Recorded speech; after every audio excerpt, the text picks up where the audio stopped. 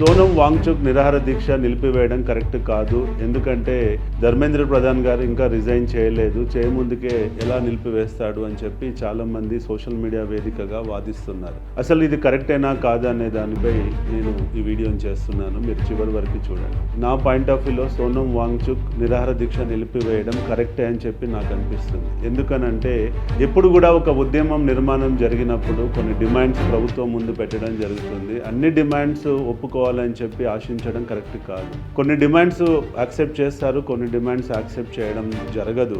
కాబట్టి మనకు వాళ్ళు పెట్టిన డిమాండ్స్లో ఆల్మోస్ట్ అన్ని డిమాండ్స్ మోడీ గారు యాక్సెప్ట్ చేశారు. కాబట్టి ధర్మేంద్ర ప్రధాన్ కూడా రిజైన్ చేయాలని చెప్పి మొండిగా పట్టడం కరెక్ట్ కాదు అని నాకు అనిపిస్తుంది. ఎందుకంటే ఎప్పుడు కూడా లాంగ్ టర్మ్ పాలసీలు డిజైన్ కావడం, చట్టాలు డిజైన్ కావడం చాలా అవసరం. ఎందుకంటే వ్యక్తులు ఉంటుంటారు, వస్తుంటారు, పోతుంటారు, మంత్రులు అవుతుంటారు, పోతుంటారు, ప్రధానమంత్రులు అవుతుంటారు, పోతుంటారు, ప్రభుత్వాలు వస్తుంటాయి, పోతుంటాయి, కానీ చట్టం మాత్రం జీవితాంతం ఉంటుంది.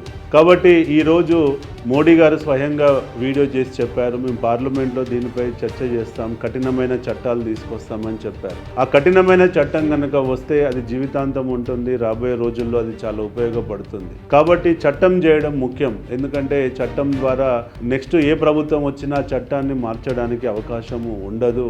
ఇంకా అంతకంటే బెటర్ చట్టాలు చేస్తారు తప్ప ఉన్న చట్టాన్ని తీసేసేటువంటి అవకాశం ఎప్పుడూ ఉండదు. కాబట్టి మొండి పట్టుకొని ధర్మేంద్ర ప్రధాన్ రిజిగ్నేషన్ కావాలి, చేస్తావా అనడము అది కరెక్ట్ కాదు అన్నది నా ఉద్దేశం. కాబట్టి ఈ పాయింట్ విషయంలో సోనం వాంగ్చుక్ గారు కరెక్ట్ అయిన నిర్ణయమే తీసుకున్నాడు అని చెప్పి నేను అనుకుంటున్నాను. ఎందుకనంటే ప్రభుత్వమే స్వయంగా వచ్చి లిఖితపూర్వకంగా నడ్డా గారి రూపంలో రాయబారం పంపడం మనం చూసాం. అందులో క్లియర్గా మెన్షన్ చేశారు ఏందనంటే కఠినమైన చట్టాలు చేస్తాము, కఠినమైన శిక్షలు వేస్తాము, అంతేకాకుండా ఈ చనిపోయినటువంటి విద్యార్థులకి మేము ఎక్స్గ్రేషియాన్ని ప్రకటిస్తాము, ఫాస్ట్ ట్రాక్ కోర్సును నియమిస్తాము అని చెప్పి మోడీ గారు స్వయంగా చెప్పారు. ఈ ఉద్యమంలో పాల్గొన్నటువంటి యువకులపై ఎలాంటి కేసులు ఉండవని కూడా చెప్పారు. ఇంకేం కావాలండి మరి మనకి? కాబట్టి మనం నెక్స్ట్కి వెళ్ళడం ముఖ్యం. ఒకే మొండి పట్టుతో కూర్చొని మన ఈగో సాటిస్ఫాక్షన్ కోసం ఆనందపడాలి అని అనుకోవడము అది కరెక్ట్ కాదు అన్నది నా ఉద్దేశం. ఎందుకంటే ధర్మేంద్ర ప్రధాన్ పోతే ఇంకో ప్రధాని వస్తాడు, కానీ లాభం ఏంటి? చట్టమే లేకపోతే